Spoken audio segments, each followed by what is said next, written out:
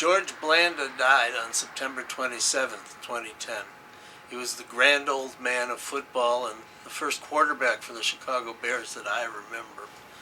He went on for many, many years, set all sorts of records, and turned out to be probably the greatest point scorer of his day and a remarkable athlete. Turns out he was also a scratch golfer, which is where we found him years ago for this piece that you're about to see.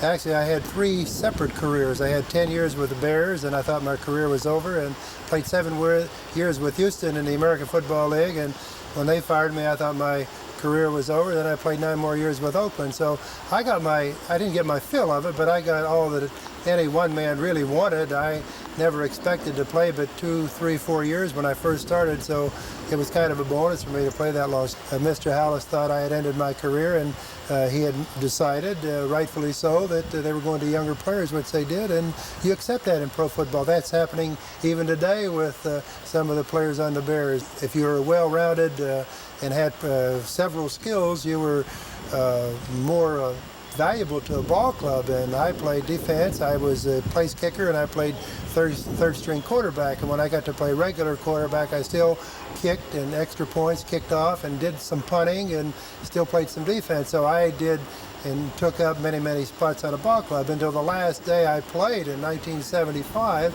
We had 3 quarterbacks, but a lot of years we only had 2 quarterbacks, and I was a backup quarterback at Oakland and the kicker. And in those years, we only had 43 players. So I helped it took 2 players to replace me, what I'm trying to say. And I think that's the reason. Plus, I did a fairly decent job at kicking and throwing the ball.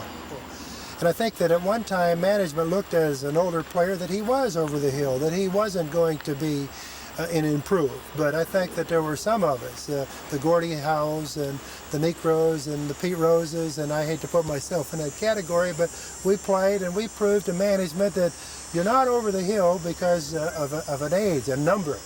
In fact, you probably get better. I never aspired to be a professional football player. It kind of happened. It was a lot better than the pay was a lot better than teaching and coaching in the Kentucky school system is what I was going to do, but the money wasn't all that great. The average salary in 1949, 50, 51 in that era was like $6,600 a man, and Mr. Halas, who was a great coach that I played for here with the Bears, told all of his players that you don't use football as a means to an end in itself. You use it as a stepping stone to your vocation. And so I moved to Chicago and got a job in selling, and I always had 2 jobs because you couldn't sustain yourself with a job playing pro football, unlike today where certain players, certain star players make enough that they can sustain themselves for a long time. I think there's a little boy in all of us. You know, football is still just a game, and here we're getting paid for playing a game that I would have been probably doing anyway if I wasn't in an organized ball. I'd have been probably in some sandlot field, or like I'm doing today. I'm playing handball or racquetball or playing something very competitive, and I try to kill myself to win. And I think that's just a competitive spirit that I have and most people have, and they just enjoy it. So yeah, I did. I loved it. And if I played still, I'd still love it.